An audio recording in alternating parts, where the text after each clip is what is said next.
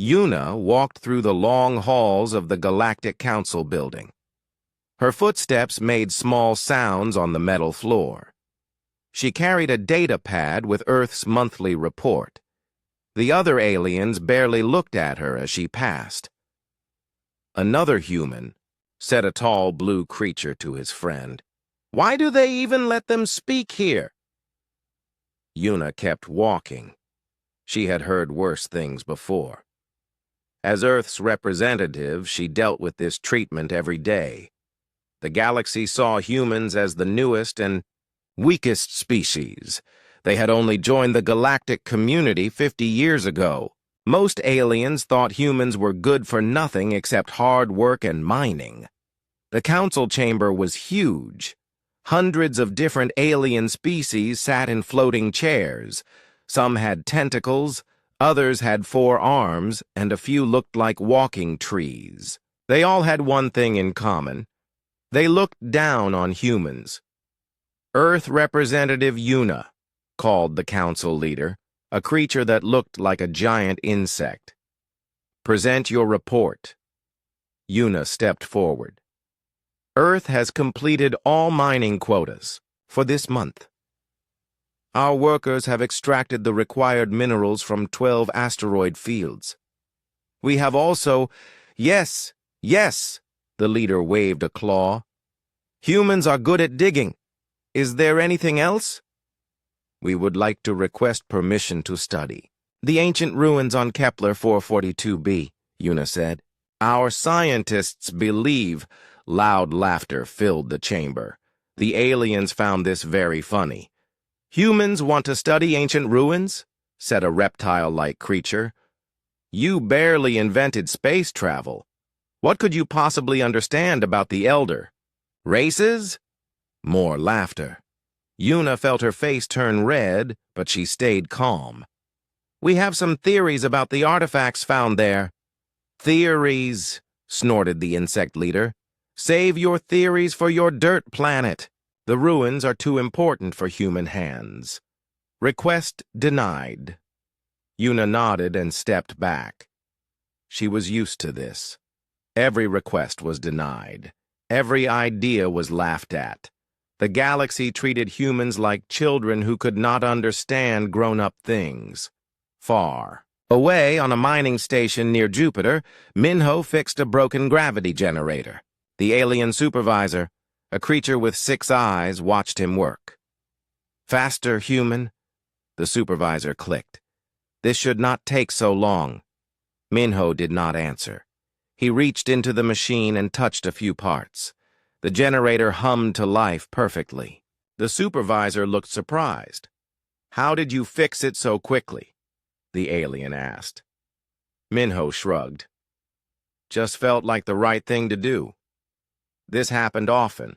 Minho could fix alien technology better than the aliens themselves.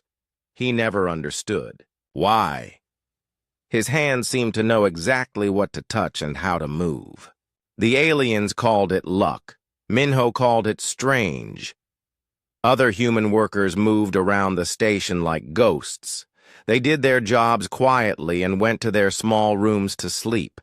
The aliens treated them like smart animals, useful but not important. But sometimes Minho had dreams. In these dreams, he stood on the bridge of a massive ship. The stars moved around him like old friends. He gave orders to fleets of vessels that stretched across the galaxy. When he woke up, the dreams felt more real than his life on the mining station. On Earth, in the city of Seoul, an old man named Daeho tended his garden. The garden looked normal to most people, just flowers and vegetables growing in neat rows. But Daeho knew better. Each plant was placed exactly where it needed to be. The garden followed patterns that were older than human civilization. Daeho's neighbors thought he was just a strange old man who talked to his plants. They did not know that he was part of an ancient group called the Keepers. The Keepers had one job: to remember what everyone else had forgotten. The time grows short. Deho whispered to a blue flower that should not exist on Earth. They will remember soon. The flower seemed to glow slightly in response. Children often visited Deho's garden. They were drawn to it for reasons they could not explain. Today a young girl named Heiyun sat by the pond. "Mr. Deho," she said, "why do I dream about flying between stars?" Deho smiled and sat beside her. "What do you see in these dreams?" "Big ships," Heiyun said. "And people like us, but they wear clothes made of light. They talk to planets like we talk to each other." "Interesting dreams," Deho said carefully. "Do these people seem familiar?" Heiyun nodded. "They feel like family, like they are us, but from a long time ago." Deho patted her head gently. "Dreams can show us many things. Perhaps yours are showing you something important." Around the galaxy, strange things were happening. Energy readings from ancient sites were getting stronger. Alien scientists recorded the data but could not explain it. They assumed it was natural, maybe solar storms or cosmic radiation. On a cargo ship traveling between star systems, Captain Quan noticed something odd. His navigation computer kept suggesting routes that were not on any official map. When he followed these routes, his ship moved faster than it should. The journey that usually took 10 days now took only 6. "Computer," Quan said, "explain these new routes." "Unknown navigation data detected," the computer replied. "Source unclear. Shall I ignore?" "No," Quan said. "Keep using them." He did not know why, but the new routes felt right. Like coming home after a long trip. In the Galactic Council archives, a researcher named Jiwan studied old documents. She was supposed to catalog trade agreements, but she kept finding references to something called the Great Silence. Every alien species had stories about a time when the galaxy went quiet. The elder races vanished. Technology stopped advancing. Then, slowly, the younger species began to develop. Most historians said the Great Silence was when the elder races destroyed themselves in wars. But Jiwan found this strange. If they destroyed themselves, where were the battlefields? Where were the ruins of their cities? She found another puzzle. Every species claimed to have invented faster-than-light travel independently. Every species discovered the same basic technologies in almost the same order. It was as if someone had left a guidebook for each species to follow. "Impossible," Jiwan muttered. "This cannot be coincidence." Back on the mining station, Minho finished his shift and went to his room. He lay on his small bed and closed his eyes. The dreams came again, stronger than before. In the dream, he stood in a vast chamber filled with floating screens. Each screen showed a different planet. On one screen, he watched a reptile species take their first steps into space. On another, a gas-based life form learned to build cities in their atmosphere. "Status report," Dream Minho said to someone he could not see. "All species developing within normal parameters," came the reply. "Guidance protocols active. Timeline proceeding as planned." "And the Watchers?" "Still in position. They maintain the infrastructure while the children grow." Dream Minho nodded. "Good. We sleep a little longer. Soon, they will be ready for the truth." Minho woke up confused. The dream felt like a memory, not imagination. But that was impossible. He was just a maintenance worker. He fixed broken machines. He was nobody important. Outside his small window, the stars seemed to twinkle in patterns that looked almost like writing. If he stared long enough, he could almost read what they were trying to say. On Earth, Yuna returned from another failed council meeting. She sat in her small office and looked at the denied requests piling up on her desk. Every attempt to gain respect for humanity was blocked. Every effort to study ancient sites was refused. But lately, she had been having strange thoughts. When alien diplomats spoke, she could hear something underneath their words, a pattern, a code, as if their languages were built on top of something older and more familiar. She opened her computer and began to type a message to Dr. Jiwon, the researcher she had met at a conference. Maybe together they could find some answers. The message was simple. I think we are missing something important about human history. Would you like to investigate together? She sent the message and looked out her window at the stars. Somewhere out there, ancient ruins held secrets that the galaxy refused to let humans explore. But perhaps it was time for humans to explore. Them anyway. After all, they might be surprised by what they found. 3 weeks after Yuna sent her message, she met Dr. Jiwon at a small research station on Europa. Jiwon had brought files that were supposed to be classified. Her hands shook as she spread them across the table. Look at this, Jiwon said, pointing to ancient star maps. These routes are marked on artifacts from 12 different planets. But here is the strange part. The artifacts are all different ages. Some are 10 million years old. Others are 5 million. Some are only 1 million years old. Yuna studied the maps.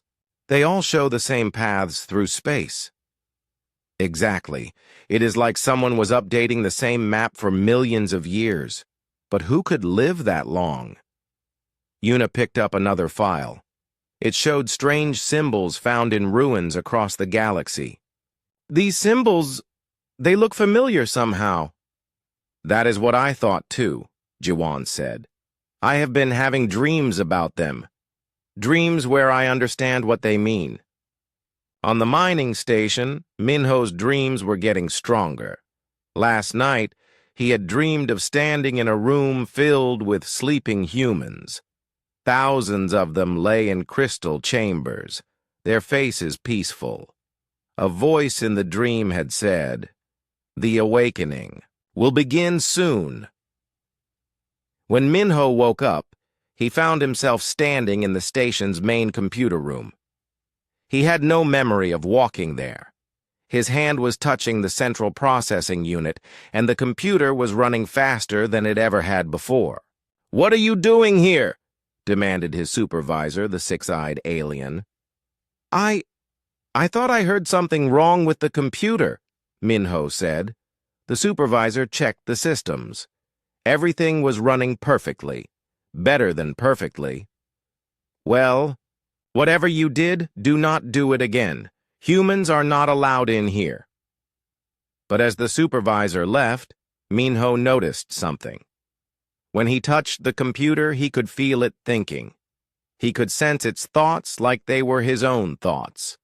This should have been impossible. Alien technology was supposed to be too advanced for human minds to understand. On Earth, more children were having strange dreams. A boy named Jinwoo dreamed of building planets. A girl named Nari dreamed of talking to stars.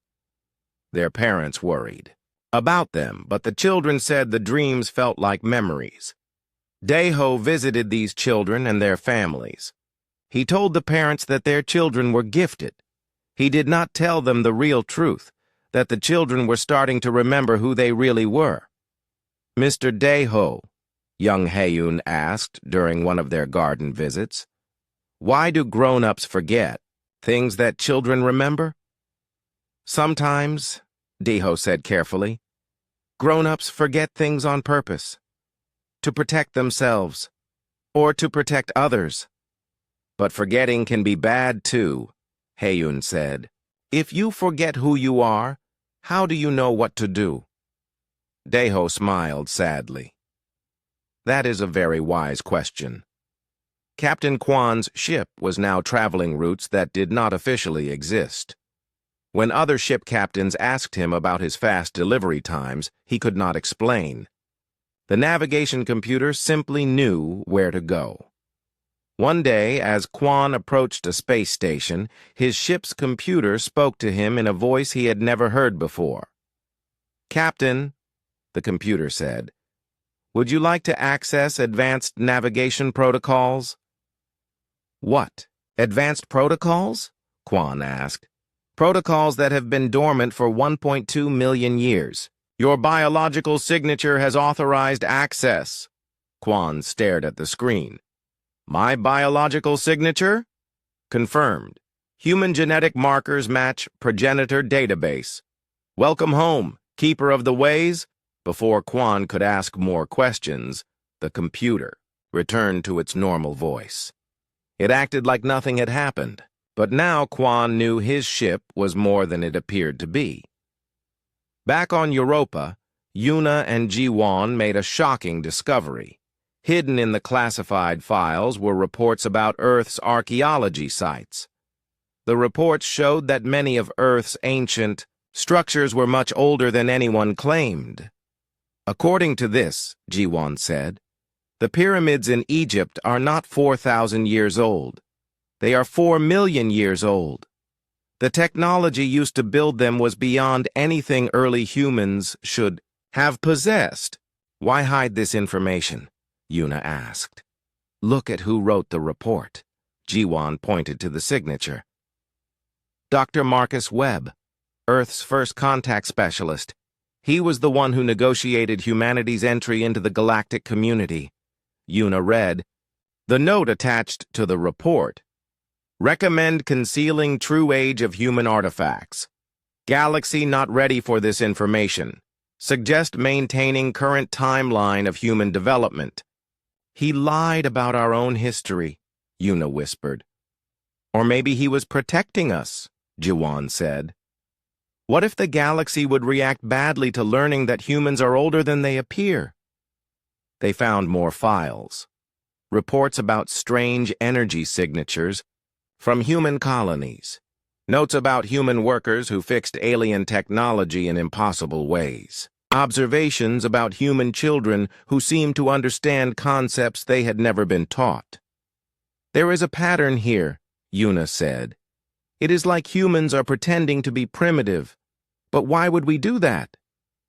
Meanwhile, on a research station orbiting Saturn, Dr. Hyon was studying asteroid composition. His job was simple: analyze rocks to find valuable minerals. But lately, he had been noticing something strange. Many asteroids were not natural rocks. They were pieces of something much larger, something built. When he arranged the pieces on his computer, they formed patterns, blueprints, designs for massive structures. "These are not asteroids," Hyun told his assistant, a young woman named Sora. "These are ruins. Someone took apart huge buildings and scattered the pieces." Sora ran scans on the fragments. "The materials are incredibly advanced, stronger than anything we use today. And look at this. The molecular structure shows signs of controlled disassembly." "Controlled disassembly?" Someone carefully took these structures apart. They did not break or explode. They were methodically dismantled and scattered. Hyun stared at the data. Who would take apart their own cities? On the mining station, Minho was having the strongest dream yet. He stood in a vast chamber overlooking Earth. The planet looked different, covered in gleaming cities that reached into space. Ships the size of moons moved between the stars. "Status report," he heard himself say. "All species have reached acceptable development levels," someone replied. "The Terran Empire is ready to end the long sleep." "And our people?" "The keepers have maintained their posts. The infrastructure remains functional. Memory suppression has been successful for 1.2 million years. Then it is time," Dream Minho said.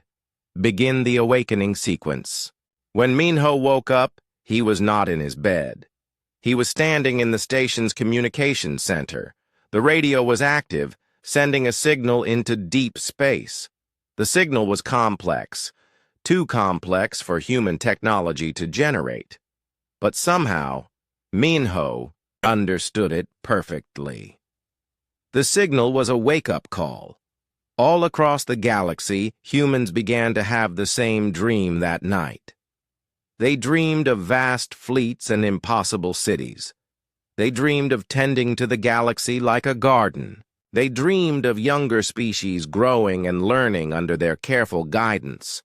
And in the depths of space, ancient machines began to stir. Machines that had been sleeping for over 1,000,000 years, waiting for the right signal. Waiting for their creators to remember who they really were. On Earth, Daiho felt the change beginning. He walked through his garden and spoke to the impossible plants. The time of forgetting is ending, he said softly. Soon, the children will remember they were once the teachers. The blue flower glowed brighter in response. Yuna received an urgent message from Jiwon. Meet me at the coordinates I am sending. I found something incredible. Something that will change everything we think we know about humanity. As Yuna prepared to leave for the meeting, she noticed something strange. Her reflection in the mirror looked different, older, wiser. As if she was looking at someone she used to be long ago. Outside her window, the stars were definitely forming patterns now. Patterns that looked like writing that said, Welcome home, daughter of Earth. The galaxy has waited long enough. For the first time in her life, Yuna felt like she belonged among the stars. Not as a visitor or a servant, but as someone returning to a place they had always owned. Jiwon led Yuna deep underground on a small moon near Proxima Centauri. They walked through tunnels that officially did not exist. The walls were smooth and warm to the touch, as if they were alive. I found this place 3 days ago, Jiwon explained. The moon's survey report said there was nothing here but rock. But when I did my own scans, I found this. They entered a massive chamber. The ceiling stretched up so high that their lights could not reach it. Along the walls, thousands of screens showed different star systems. Each screen was active, displaying real-time information about planets throughout the galaxy. This is impossible, Yuna whispered. How long has this been here? Jiwon checked her scanner. The walls are at least 4,000,000 years old, but the technology is still running perfectly. Look at this. She pointed to a section of screens showing the Rigel system. On one screen, they could see a planet where insect-like creatures were building their first space stations. Another screen showed detailed information about the planet's atmosphere, magnetic field, and population growth. The system is monitoring their development, Jiwon said, watching every step they take into space. Yuna moved to another section. These screens showed the home world of the reptile species that had laughed at her in the council. The displays tracked their technology, their resource usage, and their expansion into nearby systems. It is watching everyone, Yuna realized. Every species in the galaxy is being monitored. At the center of the chamber stood a control console. When Yuna approached it, the console activated automatically. Words appeared on the main screen, words written in English. Welcome, Administrator Yuna. Please provide your authorization code. I do not have an authorization code, Yuna said to the screen. Voice pattern recognized. DNA scan in progress. Please remain still. A beam of light scanned Yuna from head to toe. Then the screen displayed a message that made her knees weak. Administrator. Yuna Park, Sector 7 Coordinator. Terran Guidance Protocol. Last access, 1,247,832 years ago. Welcome back. Jiwon stared at the screen. Terran Guidance Protocol? The screen filled with information. Star charts showing human installations throughout the galaxy, status reports from thousands of monitoring stations, population data for every known species. According to this, Yuna said slowly, humans have been watching the galaxy for over 1,000,000 years. We have installations on every habitable world. Meanwhile, on his mining station, Minho found himself in the maintenance tunnels again. He had no memory of walking there, but his hands were working on a panel he had never seen before. As he worked, the panel came alive with lights and symbols. "System status check complete," a voice said from the panel. "All Terran infrastructure operating within normal parameters, awaiting instructions." "What instructions?" Minho asked. "Please specify your role in the Terran Guidance Protocol."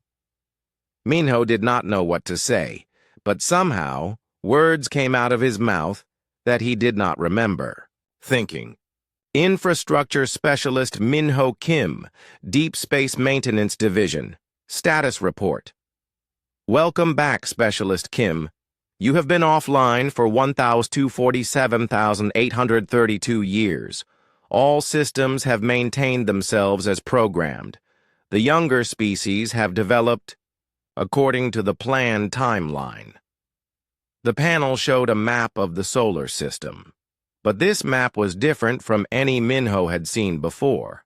It showed hidden structures throughout the system, massive installations inside Jupiter, energy collectors around the sun, communication relays on every planet and moon. The mining station, Minho realized, it is not really a mining station. Correct. Mining Station Alpha 7 is a monitoring and maintenance facility for Sector 12 infrastructure. Your current assignment is to maintain systems while appearing to perform standard mining operations. On Earth, children all over the planet were having the same dream. They dreamed of cities beneath the ground, cities filled with sleeping people in crystal chambers. In the dreams, a gentle voice told them that it was almost time to wake up. Daiho visited as many of these children as he could. He found young Haeun playing in his garden, but she was different now. She moved with purpose, touching plants in patterns that had meaning. "The network is activating," Haeun said without looking up. "Can you feel it?" "Yes, little one. The time of hiding is ending." "Why did we hide for so long?" Haeun asked. Daiho sat beside her.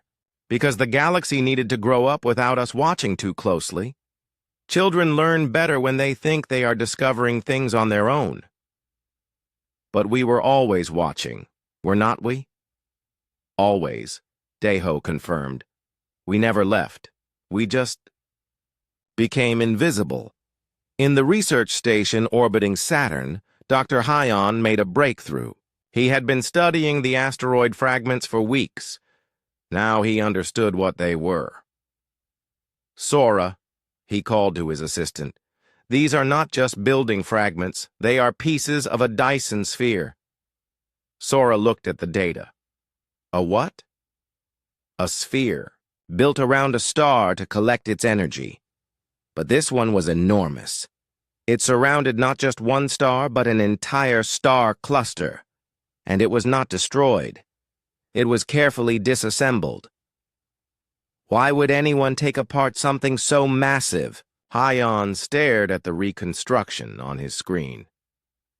Maybe they did not need it anymore. Or maybe they wanted the younger species to think they had disappeared. On the communication console, Sora had been tracking strange signals all week. Now, she understood what they were. "Dr. Haeun," she said, "I have been receiving transmissions in what I thought was an unknown language, but I just realized it is not unknown. It is very old Korean. That is impossible. Korean should not be a galactic language. Sora played the transmission. The voice spoke clearly in ancient Korean, but somehow both of them understood every word. Sector 15 to Central Command. All monitoring stations report normal operations. The Vegan species has achieved faster-than-light travel. Recommend beginning Phase 3 guidance protocols. Captain Kwan's ship had led him to a place that was not on any map. The navigation computer had guided him to what looked like empty space. But when he arrived, massive structures appeared around his ship. Ship designation Stellar Wind, requesting permission to dock, his computer said automatically. Permission granted, Captain Kwan. Welcome to Station Prime. A docking tube extended from the invisible station and connected to his ship. When Kwan stepped through the tube, he found himself in a vast facility filled with humans. But these humans were different. They wore clothes that seemed to be made of light, and they moved with the confidence of people who owned the galaxy. Captain Kwan, said a woman who approached him, I am Administrator Taemin. You have been summoned because your awakening has begun.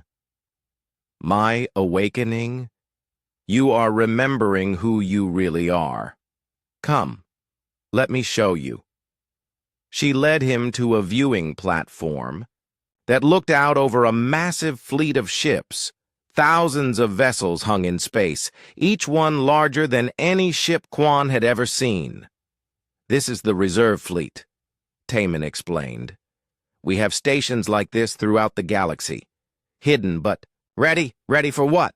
For the day when the younger species are ready to know the truth. That day is today. Back in the underground chamber, Yuna and Jiwon discovered more shocking information.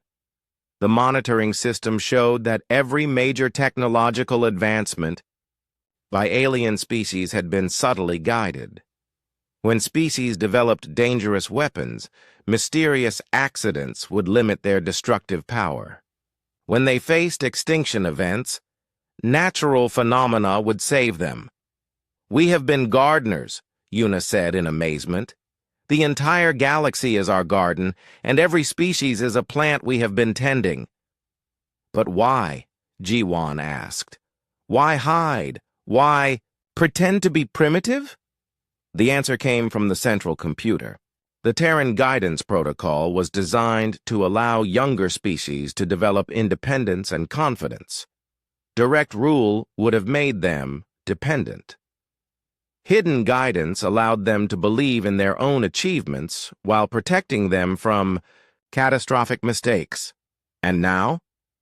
Phase 4 of the protocol is beginning. The younger species have achieved sufficient maturity to learn the truth. The Terran Empire will reveal itself and offer partnership rather than domination. On the mining station, Minho stood before a group of human workers. But they were not workers anymore. They stood straight and proud, their eyes clear and knowing. How? Long have we been pretending? Asked a woman named Yunji. Long enough, Minho replied. The network is active again. Our real work begins now.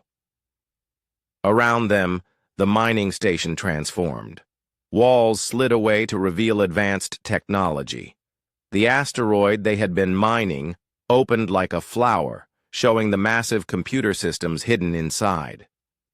Contact Central Command, Minho ordered.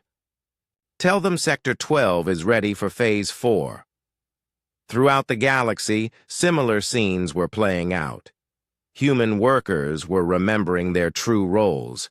Human civilians were accessing buried memories of a vast interstellar civilization. Children were no longer having strange dreams. They were having clear memories of who they had always been. The galaxy was about to learn that the newest species was actually the oldest. The weakest was actually the strongest. And the servants were actually the masters who had chosen to serve in secret out of love for their cosmic children. The great silence was ending. not because the elder race had returned, but because they had never left. The awakening spread across the galaxy like ripples in a pond. On 17,000 worlds, humans who had been living quiet lives suddenly remembered who they really were, and with their memories came abilities that no one had expected. On the planet Kepler 442b, the same planet where Yuna had been denied permission to study ruins, a human archaeologist named Nari was doing exactly that. She had ignored the Galactic Council's restrictions and traveled there on her own. The alien guards at the site tried to stop her. "Humans are not allowed here," said their leader, a tall creature with blue skin and 4 arms. "I am sorry," Nari replied calmly. "But I need to access these ruins." When she spoke, her voice carried a strange authority. The alien guards felt compelled to step aside, though they did not understand why. Nari walked up to the massive stone door that had sealed the ruins for millions of years. She placed her hand on the surface and spoke a single word in a language that sounded like music. The door opened. Inside, the ruins came alive. Lights flickered on along the walls. Ancient machines hummed to life. The very stones seemed to recognize her presence. "Greetings, Architect Nari," said a voice from the walls. "The Kepler facility has been waiting for your return." The alien guards watched in shock as the human walked through the ruins like she owned them, because they were beginning to realize she did. On a space station in the Vega system, a human technician named Taman was fixing a broken atmospheric processor. The alien engineers had been working on it for weeks without success. Taman approached the machine and placed his hands on the control panel.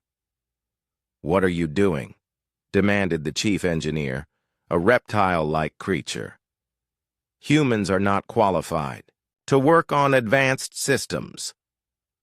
Taman did not answer. Instead, he began to speak to the machine in a series of tones and harmonics. The machine responded, its damaged parts rearranging themselves into perfect working order. "How did you do that?" the engineer asked in amazement. "I asked it nicely," Taman said with a smile, but the truth was more complex. The machine had recognized his biorhythm patterns. It knew he was one of its creators, and it was programmed to obey. Similar events were happening throughout the galaxy. Human prisoners were walking out of detention facilities as the doors opened automatically at their approach. Human slaves were being released as their restraint devices shut down in response to human vocal commands. On the planet Proxima 3, a human woman named Gina had been held in an alien research facility for months. The scientists wanted to study human biology, but when Gina decided she was tired of being studied, she simply walked through the energy barriers that should have contained her. "Stop!" shouted the head scientist. "Those barriers are impossible to cross." "Not for me," Gina said gently. "This facility was built using technology my people designed. It recognizes my authority." The energy barriers flickered and died. Security systems shut down. The facility's computer began playing soft music that sounded like a human lullaby. Back on Earth, young Heian was no longer a child playing in a garden. She moved through Daeho's plants with the skill of someone who had been tending cosmic gardens for millions of years. Where she touched, the impossible flowers bloomed brighter. "The network is fully active now," she told Daeho. "Every monitoring station, every hidden facility, every backup system, they are all coming online." "And the younger species?" Deho asked. They are beginning to understand. Some are frightened. Others are angry. A few are curious. Throughout the galaxy, alien species were discovering that their most basic technologies were beyond their understanding. Hyperdrive engines that they thought they had invented were actually simplified versions of human designs. The energy sources that powered their civilizations were drawing from a vast network that humans had built millions of years ago. On the trading world of Epsilon Eridani, an alien merchant named Zoltar was trying to start his ship. The hyperdrive would not respond to his commands. In frustration, he asked his human passenger, a quiet man named Dong He, if he knew anything about engines. A little, Dong He said modestly. He placed his hand on the engine control panel and whispered something in Korean. The hyperdrive roared to life, running smoother than it ever had before. What did you tell it? Zoltar asked. I reminded it who built it, Dong He replied. The Galactic Council called an emergency session. Representatives from hundreds of species gathered to discuss the impossible things that were happening. Humans were demonstrating abilities that should not exist. Technology was responding to human commands in ways that defied all understanding. It is clear that humans are not what they appeared to be, declared the council leader. We demand an explanation. Yuna stood before the council, but she was different now. She carried herself with the quiet confidence of someone who had administered galactic civilization for millions of years. The explanation is simple, she said. We never left. The chamber erupted in confused chatter. Hundreds of alien voices demanded clarification. The great silence, Yuna continued, was not the disappearance of the elder race. It was us choosing to step back and let you grow. Every species in this chamber was guided and protected by human civilization as you developed. Impossible, shouted a reptilian delegate. Humans are primitives! You only achieved spaceflight 50 years ago! We achieved spaceflight 50 million years ago, Yuna corrected gently. What you witnessed 50 years ago was us choosing to rejoin galactic society openly. We had been watching and helping in secret for far longer. She gestured, and the chamber's main display activated. It showed a map of the galaxy, but not as the aliens knew it. This map showed the truth. A vast network of human installations, monitoring stations, and guidance systems. Every star system was connected. Every planet was watched and protected. Your hyperspace lanes, Yuna explained. We built them. Your trade routes follow paths we designed for optimal efficiency. Your technologies are simplified versions of systems we created to help you develop safely. On the mining station, Minho stood before a group of alien supervisors who had spent years treating humans as inferior workers. The station had revealed its true nature. Not a mining operation, but a sophisticated monitoring and maintenance facility. You have been living in a house we built, Minho told them kindly. Using tools we designed, following paths we laid out. We never meant to deceive you. We only wanted to help you grow strong enough to stand on your own. One of the supervisors, the six-eyed creature who had been harshest to the human workers, stared at the advanced technology surrounding them. Why? He asked. Why hide? Why let us think we were superior? Because, Minho said, children learn better when they believe they are discovering things for themselves. If we had revealed ourselves too early, you would have become dependent on us, instead of developing your own strengths. Captain Kwan's ship was now part of a massive fleet emerging from hidden stations throughout the galaxy. Ships that had been disguised as asteroids shed their camouflage. Stations that had appeared to be natural phenomena revealed their true nature as sophisticated bases. All ships report ready, said Administrator Taman from the flagship. The reserve fleet is at your disposal, Captain. What is our mission? Quan asked. To show the galaxy that we come in peace. Some species will react with fear when they learn the truth. Others may try to fight us. Our job is to prove that we are still the same humans they have known, still willing to help, still committed to their welfare. On research stations throughout the galaxy, alien scientists were making shocking discoveries. The energy signatures they had dismissed as natural phenomena were actually massive engineering projects. Pulsars were not spinning neutron stars. They were beacon stations sending navigation data across the galaxy. Quasars were not galactic cores. They were energy distribution nodes for a network that spanned millions of light years. Dr. Hyan and Sora had moved beyond studying asteroid fragments. They were now helping alien scientists understand the true scope of human engineering. The galaxy itself had been redesigned for optimal habitability and safety. Every star system has been fine-tuned, Hyan explained to a group of amazed researchers. Solar output regulated, asteroid belts cleared of dangerous debris, planetary orbits stabilized. We turned the entire galaxy into a safe environment for developing civilizations. But the computational power required, said an alien mathematician. We built computer systems the size of solar systems, Sora replied.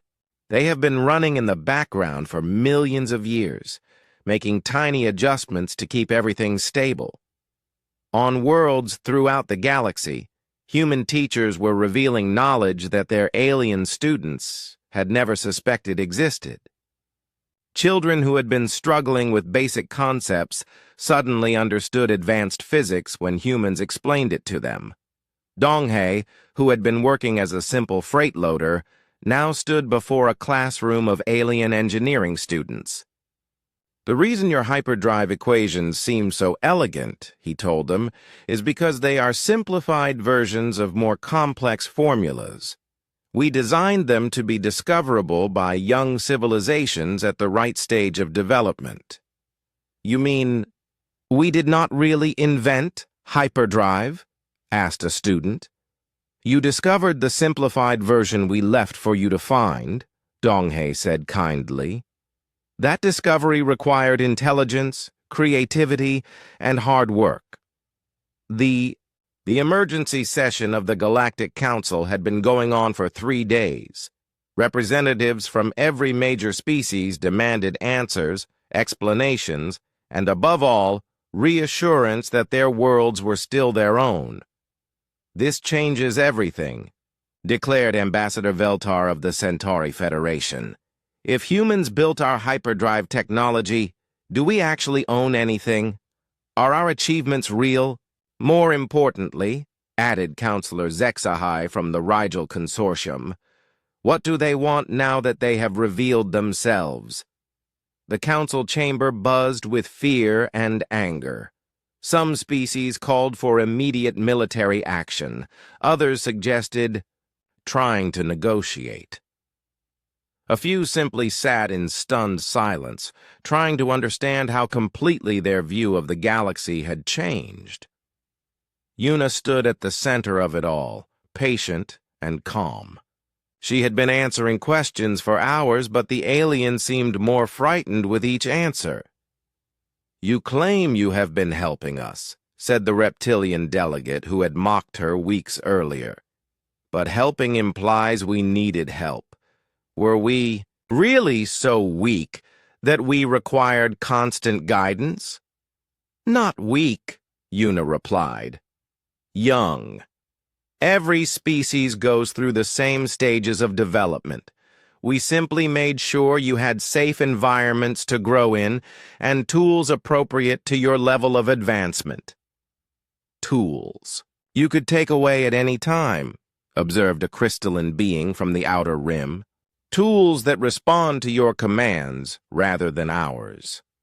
This was the heart of their fear. All across the galaxy, alien technology was revealing its true loyalties. Ships that had obeyed alien crews for centuries now responded more readily to human voices. Computers that aliens had programmed were accessing databases that only humans could see. On the trade world of Rigel 7, the effects were becoming impossible to ignore. Spaceships refused to launch without human approval. Defense systems shut down when humans approached. Even basic equipment like lights and doors seemed to prefer human operators. "We cannot fight them," Admiral Korth told his fleet commanders, via secure communication. "Half our ships will not fire if there are humans nearby. Our own weapons recognize them as superior authority." "Then what do we do?" asked Captain Nexvor. "Surrender? We do not know yet. But we need to be prepared for the possibility that we never really controlled our own technology." On the industrial world of Wolf 359, factory workers were discovering that their production lines worked better with human supervision. Machines that had required constant maintenance now ran smoothly when humans were present. Assembly robots completed tasks in half the usual time. "It is like the machines are happier when humans are around," observed factory supervisor Kelnod. "They work harder, break down less often, and produce higher quality goods." His human assistant, a woman named Minjae, who had been doing simple assembly work, now moved through the factory like she understood every machine intimately. Because she did. The factory had been built using human designs, with human programmed. Artificial intelligence running every system. "The machines are not happier," Minjae explained gently. "They are just operating according to their original programming. They were designed to work best under human guidance." In the outer systems, some species were taking more drastic action. The Vegan hegemony ordered all humans in their territory to report to detention centers. They wanted to study these supposed primitives who could command advanced technology with a word, but the detention centers could not hold them. Human prisoners walked through energy barriers as if they did not exist. Restraint devices shut down automatically. Security systems opened doors and shut off alarms whenever humans approached. "This is impossible," declared Hegemon Thexelar as he watched security recordings of humans simply leaving their cells. "Our prisons are designed to hold any known life form except the ones who designed them," replied his science advisor, a nervous creature named Pelwin. "If the humans built our technology, then they built our prisons too, and they built in overrides for themselves." On Earth, the awakening was accelerating. Humans who had lived ordinary lives were accessing memories and abilities they had forgotten for over 1,000,000 years. Children were demonstrating knowledge that they should not possess. Young Hayun now tended not just Deho's garden, but gardens across the planet. She could sense the health of ecosystems on distant worlds and make adjustments to support alien life forms she had never seen. "The Rigel insects are having trouble with their hive worlds," she told Deho, as she adjusted the pattern of a flower bed. "Their atmospheric processors are running too hot. I am sending a correction signal." "How can you do that from here?" Deho asked, though he already knew the answer. "The network connects everything," Hayun said simply. "Every garden, every world, every star system. It has always been connected. We just forgot how to use it." Captain Kwan's fleet was now visible throughout the galaxy. Massive ships emerged from hiding places that had seemed like empty space or natural phenomena. The true size of human civilization was becoming apparent, and it was staggering. "Fleet status report," Kwan requested from the bridge of his flagship. "All sectors report ready," replied Admiral Seoyun from the command ship. 7,000 vessels. In the primary fleet, 23,000 in the reserve fleet, and 41,000 in the infrastructure fleet. All systems nominal. And the younger species. Mixed reactions. Approximately 30% are requesting dialogue. 40% are taking defensive positions. 20% are attempting to study or capture human personnel. The remaining 10% have gone silent. We believe they are trying to understand the situation before reacting. Some alien species were indeed trying to capture humans for study. On the research station Kepler Prime, Dr. Velnara had been experimenting on human prisoners for weeks, trying to understand how they could interface with technology so easily. But her test subject, a human man named Wu Jin, was not actually imprisoned. He had allowed himself to be captured because he wanted to help Dr. Velnara understand the truth gradually, rather than shocking her with sudden revelations. "Your neural patterns are unlike anything we have seen," Dr. Velnara told him as she studied her readouts. "Your brain seems to be communicating with our computers directly." "Not communicating," Wu Jin corrected kindly. "Remembering. Your computers use protocols I helped design long ago. When I interface with them, I am not learning their language. I am reminding them of mine." Impossible. These computers were built by my people thousands of years ago. Wu Jin gestured to the restraint field holding him. It flickered and died. "Your people built them using design templates we provided, templates that included recognition codes for human operators." Dr. Velnara stepped back in shock as her prisoner simply walked out of confinement. But Wu Jin did not try to escape. Instead, he sat down in her chair and began operating her equipment with an ease that made years of her training look clumsy. "I can show you the original blueprints if you like," he offered. "Your species did excellent work adapting our designs. You should be proud of what you accomplished." The fear was spreading faster than the truth. On dozens of worlds, alien governments were declaring states of emergency. Military fleets were mobilizing. Some species were even talking about forming alliances against the human threat.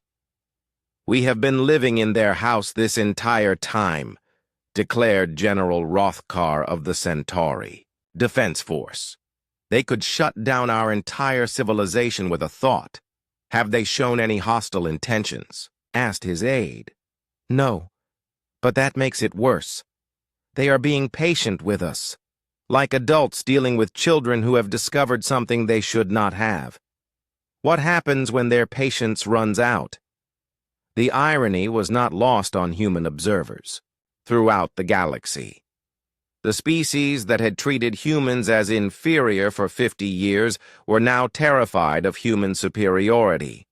But humans like Minho, working on monitoring stations throughout space, felt no desire for revenge. "They are frightened," Minho told his human colleagues as they watched alien fleets gathering near their borders. "They think we will treat them the way they treated us." "Will we not?" asked Yunji, who had spent years being dismissed as a simple maintenance worker. "No," Minho said firmly. "We chose to hide because we wanted them to grow strong and independent. That has not changed. Fear is making them react badly, but they will calm down when they understand our intentions." In the Galactic Council chamber, the debates were becoming more heated. Some delegates called for preemptive strikes against human installations. Others argued for negotiation. A few suggested trying to cut off human access to the technology network. "If they built it," pointed out Counselor Hexnala, "they probably know how to shut us out of it entirely. Attacking them could leave us stranded on our homeworlds with no technology at all." "Then what do you suggest?" demanded the council leader. "We cannot simply accept that our entire civilization exists at their pleasure." Yuna listened to the fear and anger with sadness. She had hoped the revelation would bring the galaxy together, not tear it apart. But she understood their reaction. Learning that you had never been truly independent was a shock that few species handled well. "You are afraid that we will become your masters," she said when the chamber finally quieted. "But we were always in a position to be your masters. And we chose not to be. That has not changed." "Easy words," replied The first attack came from the Rigel Consortium. 3 battle fleets, representing the combined military might of 17 species, launched a coordinated strike against human installations in the Outer Rim.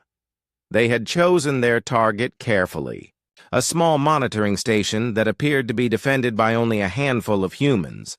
Admiral Korth led the assault personally. His flagship, the Dominator, was the most powerful vessel in the consortium fleet. Its weapons could crack planets, and its shields could withstand the fire of an entire enemy armada. "All ships commence attack," Korth ordered as they approached the human station. The fleet opened fire with everything they had. Plasma cannons, particle beams, and quantum torpedoes filled space with deadly energy. The barrage was enough to vaporize a small moon. When the light faded, the human station was completely undamaged. "Impossible," breathed Captain Nexivor from the bridge of his destroyer. "Our weapons had no effect at all." "Fire again," Korth commanded. "Full power, all ships." The second barrage was even more intense than the first. The combined firepower of 3 fleets focused on a single target. Energy readings spiked beyond anything their sensors could measure. The human station remained perfectly intact. But more troubling than its survival was what happened next. "Admiral," reported his weapons officer, "our guns are shutting down." Throughout the fleet, weapon systems were going offline, not damaged by enemy fire, but simply deactivating themselves. Gun turrets rotated to safe positions and powered down. Missile launchers sealed their tubes. Energy cannons dimmed and went silent. "Override the shutdowns," Korth ordered. "We cannot, sir. The systems are not responding to our commands." On the human monitoring station, Minho watched the alien attack, with sadness rather than anger. He stood in a control room that looked simple from the outside, but contained technology beyond the aliens' understanding. "They are trying so hard to hurt us," he said to his colleague Yunji. "They are frightened," Yunji replied.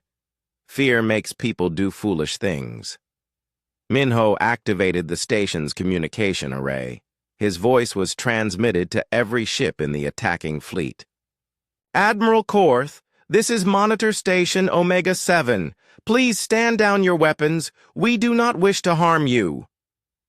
"You are being attacked," Korth shouted back. "How can you speak of not harming us?" "Because," Minho said gently, "your weapons were built using our technology. They have safety protocols that prevent them from being used against their creators. You cannot hurt us, but we can still hurt you. We choose not to." To prove his point, Minho activated a single defense system. A beam of coherent energy lanced out from the station, not at the alien ships, but at a large asteroid nearby. The asteroid simply vanished, not destroyed, but disintegrated at the molecular level. "As you can see," Minho continued, "we could end this fight easily, but we would rather show you that we are still your friends." Admiral Korth stared at the empty space where the asteroid had been. The power demonstrated by that single beam was beyond anything his fleet could produce. Yet the humans had used it only to prove a point, not to attack. Stand down all weapons, he ordered quietly. Withdraw to safe distance. Similar scenes were playing out across the galaxy. Every attempt to attack human installations ended the same way. Alien weapons refusing to function, followed by gentle but unmistakable demonstrations of human power, followed by offers of peaceful dialogue. On the industrial world of Vega 4, the local defense force tried to storm a human research facility. The assault troops found that their armor would not move when they approached the building. Not damaged or broken, simply unwilling to function. Our suits are not obeying us, reported squad leader Thexnal. They have gone completely inert. Inside the facility, Dr. Hyan and his team continued their work as if nothing was happening. When the aliens finally approached on foot, without their powered armor, Hyan greeted them at the door. "Hello," he said politely. "Would you like some tea? You have had a long day." The squad leader stared at him in confusion. "We came to arrest you." "I know," Hyan replied. "But you cannot. So why not sit down and talk instead?" On the trading station Kepler Prime, alien security forces surrounded a group of humans who had been living quietly as merchants and traders. When they tried to activate containment fields, the energy barriers refused to form around the humans. "The containment system is malfunctioning," reported Security Chief Colvet. "No," said Gina, one of the human traders. "It is working perfectly. It simply will not contain its designers." She walked through the space where the energy barrier should have been, as if it was not there. Because for her, it was not. "Your technology recognizes us," she explained to the confused security officers. "It will protect us, whether we ask it to or not." The most dramatic example came when the Centauri Federation attempted to destroy Earth itself. They had assembled a massive fleet in the outer solar system, armed with planet-killer weapons. Their plan was simple. If they could not control the humans, they would eliminate them entirely. But as the fleet approached Earth, something extraordinary happened. Every ship in the fleet suddenly changed course, not because their crews willed it, but because the ships themselves refused to approach Earth with hostile intent. "Navigation systems are not responding," reported Captain Velnex from the flagship Annihilator. "We are being pulled off course." "Override the navigation," ordered Fleet Admiral Zexkala. "We cannot. The ships are flying themselves." The entire Centauri fleet found itself gently but firmly escorted to a position near Mars, where they were held in place by forces they could not understand or resist. On Earth, young Hayun felt the approach of the hostile fleet and spoke a single word to the Planetary Defense Network. The network responded by taking control of the attacking ships and guiding them to safety. "They wanted to hurt our home," she told Deho. "Yes," Deho said sadly, "but we do not hurt them back. We protect them from themselves. Even when they try to hurt us? Especially then. That is what parents do." The failed attacks had an unexpected effect on the galaxy. Instead of proving human weakness, they demonstrated human strength. Instead of showing human cruelty, they revealed human mercy. Captain Kwan's fleet was now openly patrolling trade routes throughout the galaxy. But instead of enforcing human authority, they were protecting alien shipping from pirates and providing assistance to vessels in distress. "Human vessel, this is cargo hauler Rigel 7, came a transmission to Kwan's ship. "We are experiencing engine failure in the Proxima system." "Acknowledged, Rigel 7, Kwan replied. "We are dispatching a repair crew." The alien captain was surprised. "You will help us? Even after our governments attacked your people?" "Your governments made mistakes," Kwan said kindly. "That does not mean we will abandon you when you need help." The repair crew that docked with the alien ship consisted of both humans and aliens working together. They fixed the engine problem in minutes using techniques that neither species could have managed alone. Throughout the galaxy, humans were demonstrating their true nature through actions rather than words. When a plague threatened the insect, worlds of Alpha Centauri, human medical teams arrived with treatments that alien doctors could not have developed. When solar flares disrupted communication networks in the Vega system, human technicians restored service while teaching alien engineers how to prevent future problems. Dr. Velnara, the researcher who had tried to study Wu Jin, now worked alongside him to develop new medical technologies. The combination of her species' biological knowledge and his understanding of human technology produced breakthroughs that benefited everyone. I was afraid that learning the truth would make us obsolete, she told Wu Jin as they worked together, in her lab. Why would you be obsolete? Wu Jin asked. You understand things about biology that we never learned. Your insights make our technology better. But you could have developed these treatments without us. We could have, Wu Jin agreed. But they would not have been as good. Different perspectives lead to better solutions. On research stations throughout the galaxy, humans were sharing knowledge that alien scientists had spent centuries trying to discover. But they shared it as partners, not as superior beings lecturing inferior students. Minjae, who had revealed her true nature in the factory on Wolf 359, now worked with alien engineers to improve production techniques. The machines ran better, with human oversight. But the aliens learned to understand systems they had only operated blindly before. You are teaching us to think like the machines think, observed her alien colleague Kelnod. No, Minjae corrected. I am teaching you to think like their designers thought. Once you understand the underlying principles, you will be able to improve the designs yourselves. The demonstrations of human power had achieved something that threats never could have. They had proven that humans could destroy any opposition, but chose not to. The galaxy began to understand that human strength was not a threat to be feared, but a protection to be grateful for.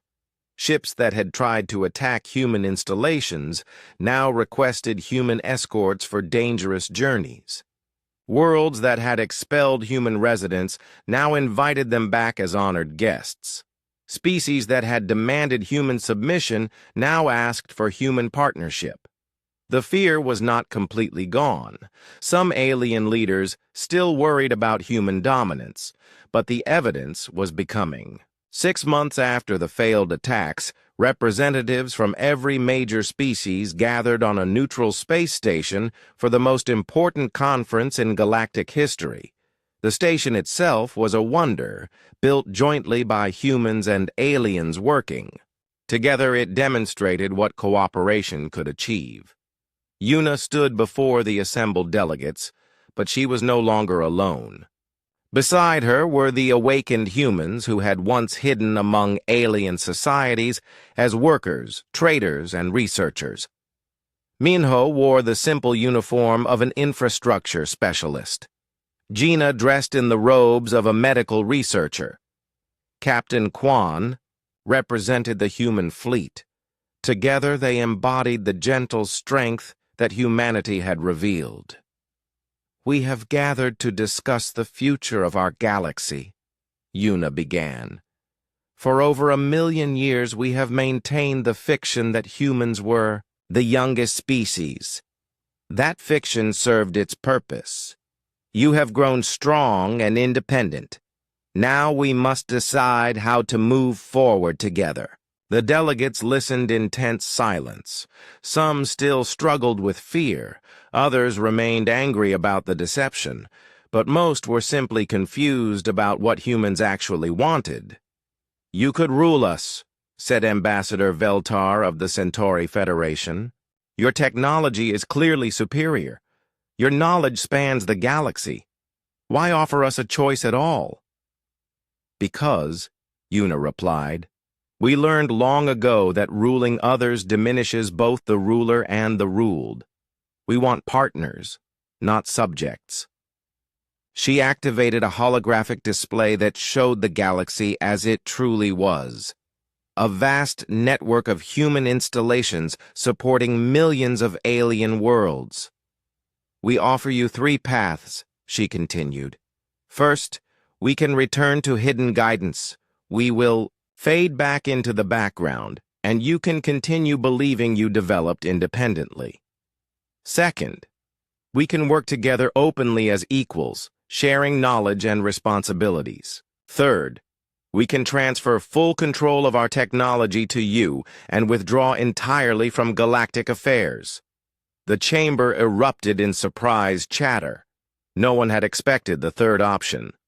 Dr. Hyon stood to address the concerns he could hear being whispered among the delegates.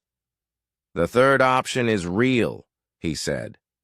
We have prepared complete technical documentation for every system we built. We can teach you to maintain and operate the galactic infrastructure without us. It would take time, but it is possible. Why would you do that? Asked Counselor Hexanala, her crystalline form shimmering with agitation. Because, said Dr. Hyon, the choice to be independent should be real. If you truly want us to leave, we will honor that decision. Over the following days, each species met separately to discuss their options. The debates were intense and sometimes angry. Some species wanted to maintain the old illusion that they had developed independently. Others demanded full partnership with humans. A few actually considered asking the humans to leave entirely. The Rigel Consortium met in a secured chamber, their delegates arguing in heated whispers. They could be lying, insisted General Rothkar. This could be another form of control, making us think we have choices when the options are all designed to benefit them. What benefit do they gain from offering to leave? Asked Admiral Korth. If they wanted to control us, they would simply do it. They have proven they have the power. Perhaps they are testing us, suggested Counselor Thexhigh. Maybe they want to see which species are worthy of partnership. On the insect worlds of Alpha Centauri, Queen Zexanara consulted with her hive mind collective. Thousands of voices shared thoughts and concerns before reaching a consensus. The humans have helped us survive 3 plagues and 2 asteroid impacts, the Queen finally announced. Their guidance has been beneficial, but we must be able to grow beyond the need for guidance. The aquatic species of the Proxima system faced a unique problem. Their water-based technology had always seemed primitive compared to other species' achievements. Learning that it was actually sophisticated human technology adapted for aquatic use was both humbling and enlightening. We thought we were inferior, admitted Speaker Kolneth to his fellow delegates. Now we learn we were using some of the most advanced technology in the galaxy. How do we reconcile this? Meanwhile, humans throughout the galaxy were having their own debates. Not all of them agreed with the choices being offered. Donghae, who had been teaching alien engineering students, worried about the third option. If we leave entirely, who will maintain the stability we have built? He asked during a meeting of human educators. The stellar engineering alone requires constant monitoring. The systems are largely automated, replied Taman, and we can teach them to understand what we built. It would take centuries, but they could learn. But what if they make mistakes? What if they accidentally destabilize a star system? Then they will learn from their mistakes, just as we did millions of years ago. Some humans were concerned about the first option as well. Minjae, who had revealed her true nature to her alien colleagues, found it difficult to imagine returning to hiding. I have been pretending to be something I am not for so long, she told her friend Yunji. Going back to that deception feels wrong. It might be necessary, Yunji replied. Some species are not ready for the truth. Maybe they never will be. But how do we decide for them? How do we know what they can handle? The debates continued for weeks. Each species struggled with the implications of their choice. Some requested more information about what partnership would entail. Others wanted detailed plans for how human withdrawal would work. Young Heian, who now served as a liaison between the human network and individual species, found herself answering hundreds of questions from confused alien leaders. If we choose partnership, asked the crystalline delegate Hex Nala, will you expect us to change our ways of life? No, Heian replied. Partnership means working together while remaining yourselves. We want your unique perspectives and abilities. Diversity makes the galaxy stronger. But what about our independence? True independence comes from being strong enough to choose your own path. We want to help you become that strong. The reptilian delegate who had once mocked Yuna now approached her with a different attitude. I was wrong about your species, he admitted, but I am still concerned about dependence. If we work together, will our young ones grow up thinking they need human approval for everything? That is a valid concern, Yuna acknowledged. We have experience with this problem. The solution is to gradually transfer responsibility while maintaining support, like parents teaching children to make their own decisions. Captain Kwan's fleet had become a symbol of human intentions.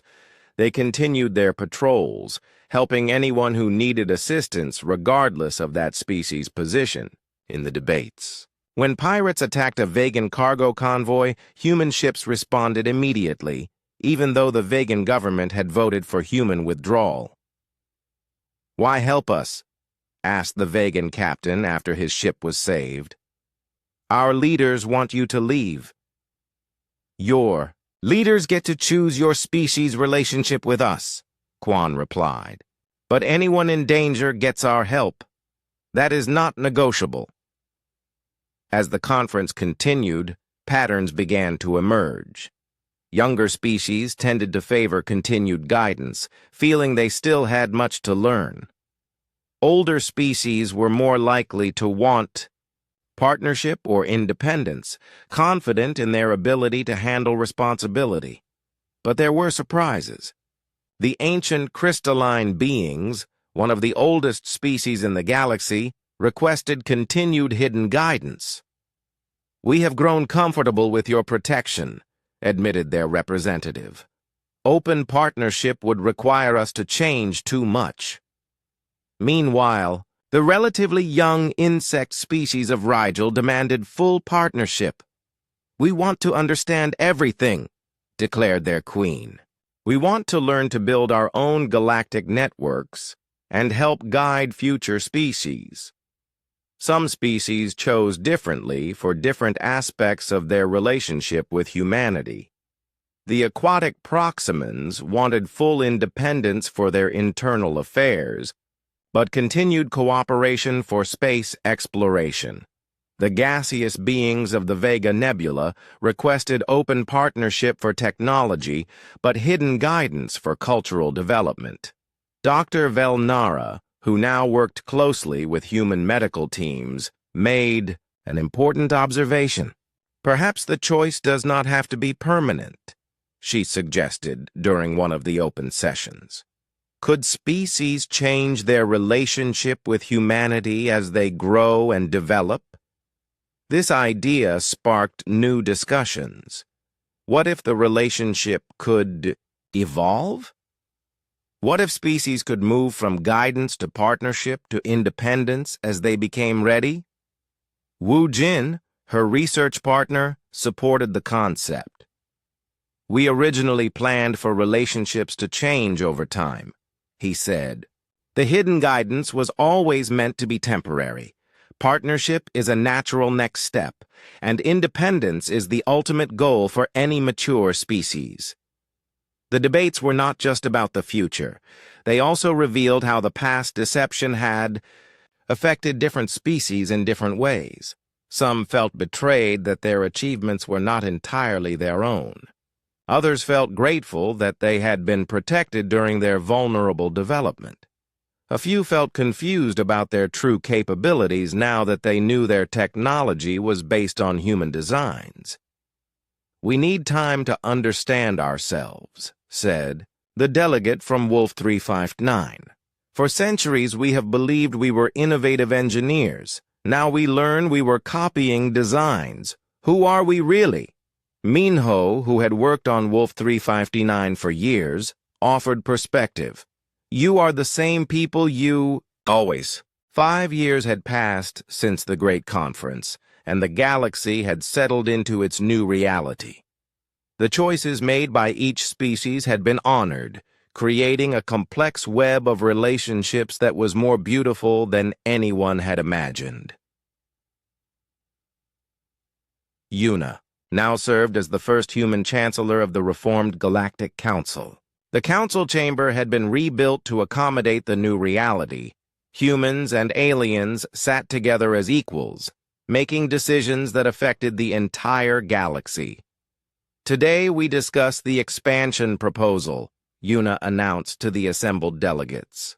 "The Andromeda Galaxy shows signs of developing life. Several species have volunteered to help establish monitoring stations there." The volunteer list included both humans and aliens. The crystalline beings of Hexnala wanted to study the unique energy patterns in Andromeda. The aquatic Proximans were excited about the ocean worlds they had detected. Young insect species from Rigel requested permission to establish their first independent colonies. "This will be different from our previous expansion," said Admiral Quan, who now commanded mixed fleets of human and alien vessels. "We will not hide who we are. The species we encounter will know from the beginning that they are joining a galactic community." On Earth, the changes were just as dramatic. The planet was no longer a quiet backwater, but the acknowledged center of galactic civilization. Yet it remained a garden world. Its cities built in harmony with nature using the advanced technology that humans had always possessed. Heian, now a young woman, tended gardens that spanned star systems. She worked alongside alien botanists who had learned to understand the deep connections between all living things. "The Vegan system needs new atmospheric processors," she reported during her weekly briefing. "Their population growth is outpacing their current capacity." "The Rigel engineers have developed a new design," replied her alien colleague, a gaseous being named Siltar. "It combines human efficiency with insect collective intelligence. Should we implement it?" "Let me check with the other gardens," Heian said, placing her hand on a flowering tree that served as a connection point to the galactic network. The tree glowed softly as information flowed through it.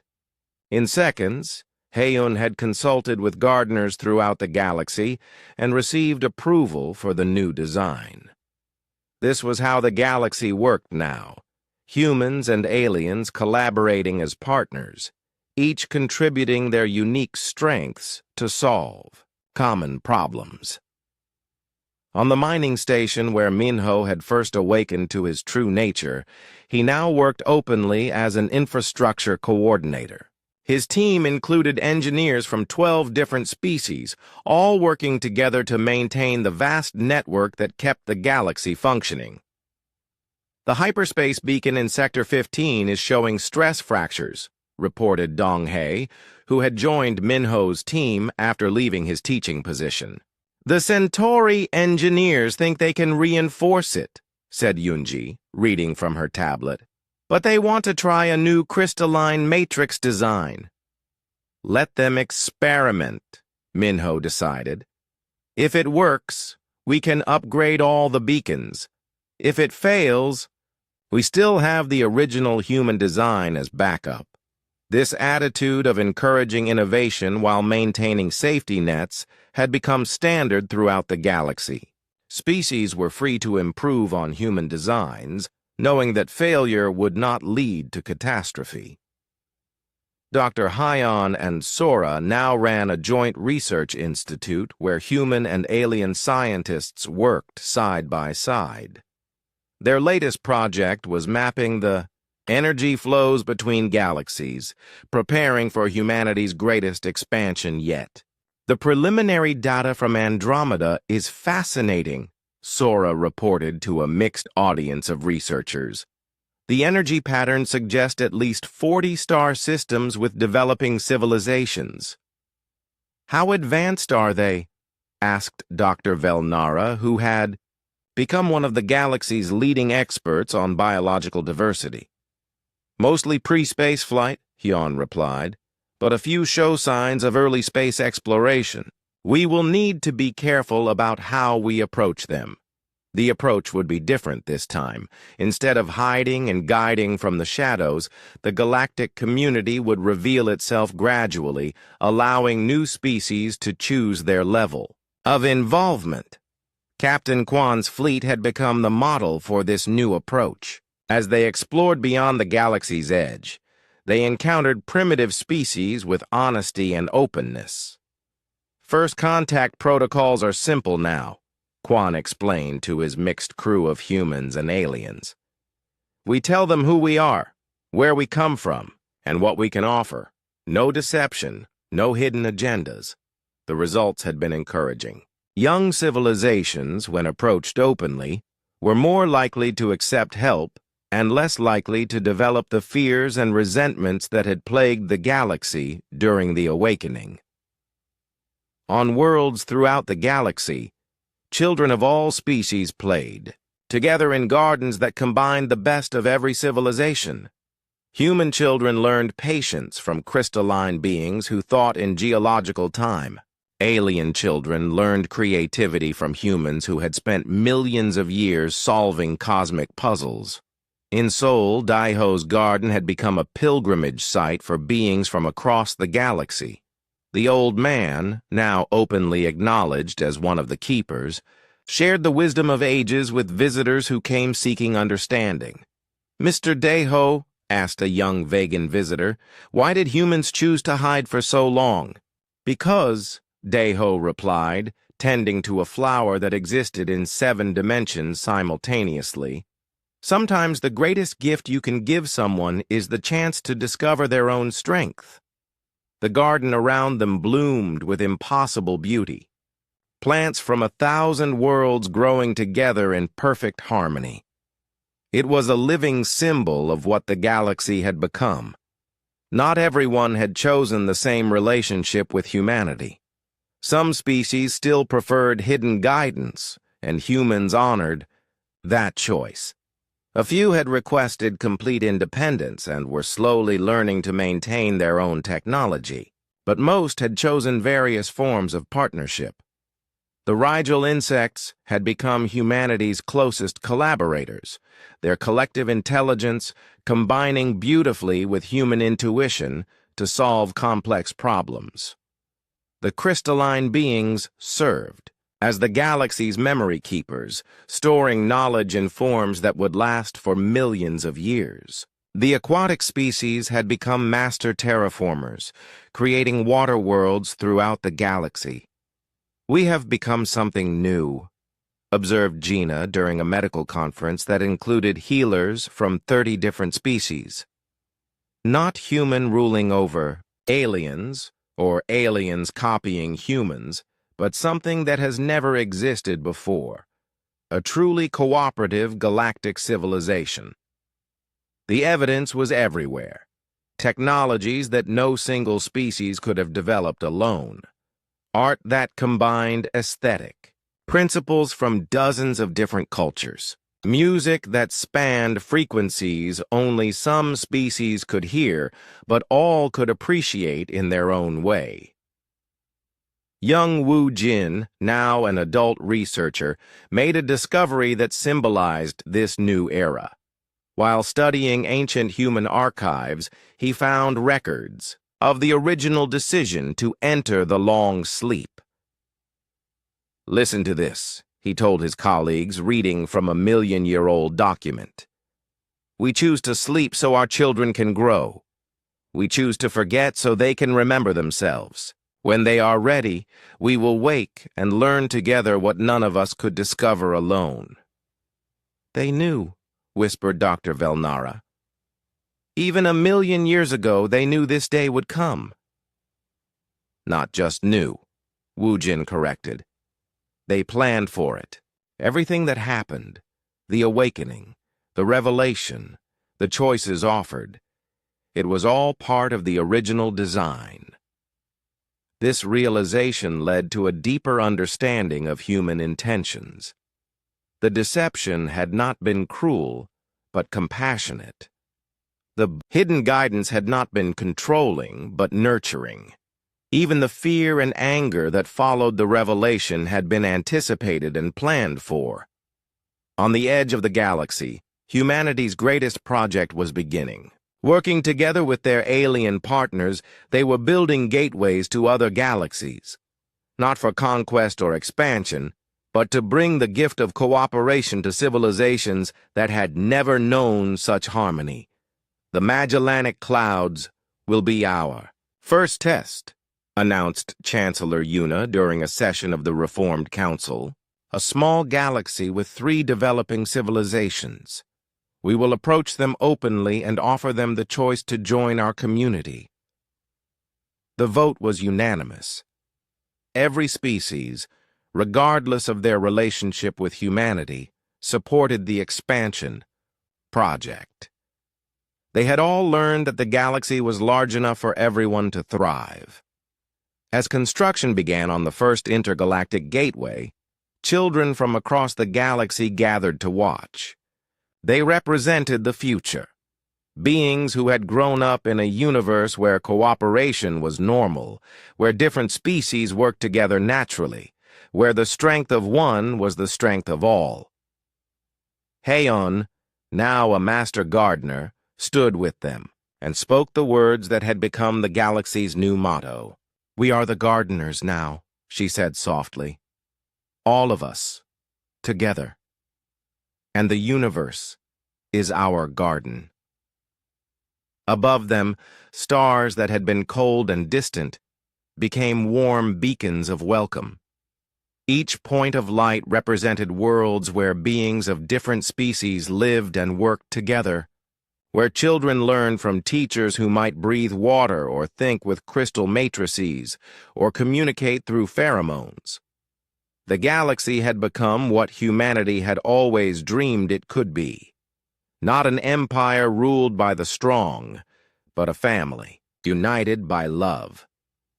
A family that was ready to grow even larger, to welcome new members from distant galaxies, to share the gift of cooperation across the infinite cosmos. The A